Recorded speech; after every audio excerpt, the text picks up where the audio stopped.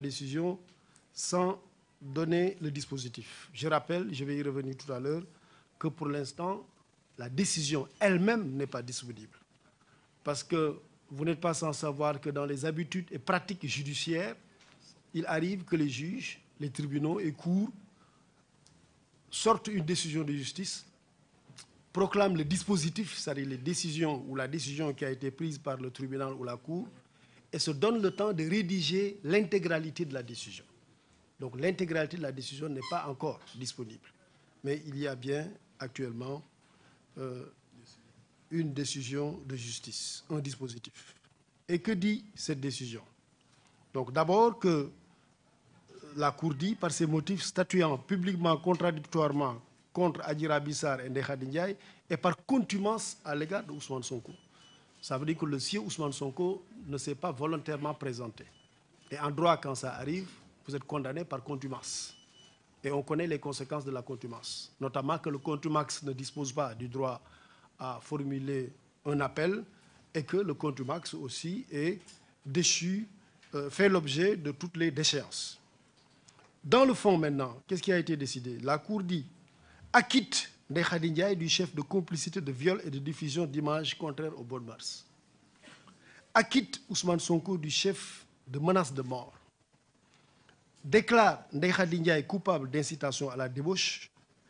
Disqualifie les faits de viol reprochés à Ousmane Sonko en corruption de la jeunesse, le déclare coupable de ce chef.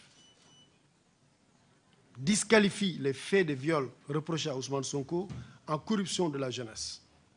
Donc il n'y a pas d'acquittement pour le viol. Ça, je veux que ça soit clair. Il n'y a pas d'acquittement pour le viol. Ce qu'il y a, c'est une disqualification des faits de viol en corruption de la jeunesse.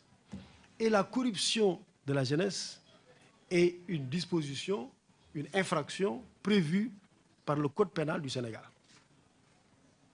qui prévoit que toute personne peut faire l'objet d'une condamnation pénale lorsque il est auteur d'atteinte aux mœurs, donc lorsqu'il attente aux mœurs par corruption de la jeunesse ou incitation à la débauche. Mais ici, il n'y a pas d'acquittement par le viol, c'est une disqualification des faits de viol en corruption de la jeunesse, premièrement.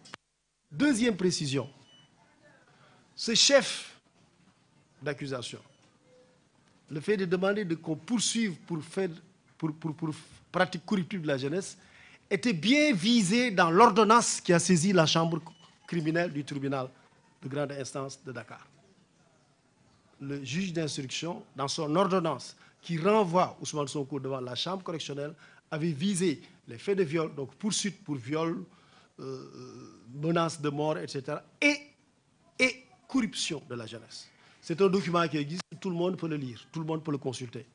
Parce que souvent, pourquoi je tiens à dire ça? Parce que souvent les gens disent, mais pourquoi on l'a condamné pour quelque chose qui n'était pas visé? Eh bien, c'était visé. C'est ça la réponse. Dans l'ordonnance de renvoi, il y avait bien donc poursuite pour viol, mais aussi poursuite pour corruption de la jeunesse. Ce n'est pas quelque chose que le juge a sorti de son chapeau ou de sa manche. Non, pas du tout. C'était bien prévu dans l'ordonnance de renvoi de Ousmane Sonko devant la chambre criminelle. Cela dit, maintenant, je vais terminer, Monsieur le Premier ministre, par donner juste quelques indications sur l'exécution de la décision de justice.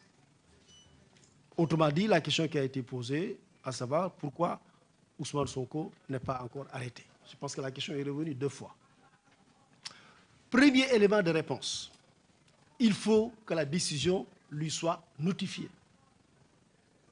Il faut que la décision lui soit notifiée. La décision est en cours de rédaction par le juge. Et lui, il ne nous appartient pas de dire au juge, allez, faites vite pour votre décision. Non, c'est la justice sénégalaise qui fonctionne. Elle est indépendante. Elle fonctionne à son rythme. Donc, il faut que la décision soit disponible. Lorsque la décision est disponible, il faut qu'elle lui soit notifiée. Une fois que la décision lui est notifiée, deuxième étape, lui-même, le condamné, peut se constituer prisonnier. Ou alors, le parquet, qui a la charge d'exécuter la décision de justice, peut l'arrêter et l'amener en prison pour exécuter la décision de justice. Donc, 2 possibilités, je répète. Lui-même se constitue prisonnier, ou alors le parquet exécute la décision et va le prendre pour l'amener en prison. Troisième élément, une fois que lui-même se constitue prisonnier ou que le parquet aille le quérir pour le mettre en prison, il a 10 jours pour acquiescer à la condamnation. 10 jours pour donc dire je suis d'accord avec la condamnation, ou alors contester la décision. Contester la décision en disant que je ne suis pas d'accord avec cette décision. Auquel cas, il peut être réjugé par la même juridiction, voire la même composition. Autrement dit, les mêmes gens qui l'avaient jugé, les mêmes magistrats, je ne dirais pas gens, les mêmes magistrats, la même composition qui l'avaient jugé, peuvent le rejuger. Tout comme des magistrats de la même juridiction peuvent le rejuger. Ce qu'il faut entendre ici, c'est que c'est une sorte d'opposition. Ce n'est pas l'appel, ce n'est pas la cour d'appel, non, c'est la même juridiction qui le rejuge. Pourquoi? Parce que s'il se constitue ou lorsque la peine est exécutée et que lui-même dise je ne suis pas d'accord, la décision de contumace tombe. Et lorsque la décision de contumace tombe, il est rejugé. Et lorsqu'il est rejugé, évidemment, il peut y avoir une confirmation du premier jugement ou une infirmation du premier jugement.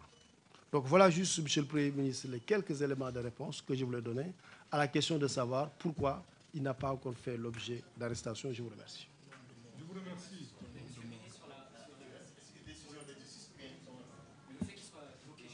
Ça, on revient. Laissez-nous organiser la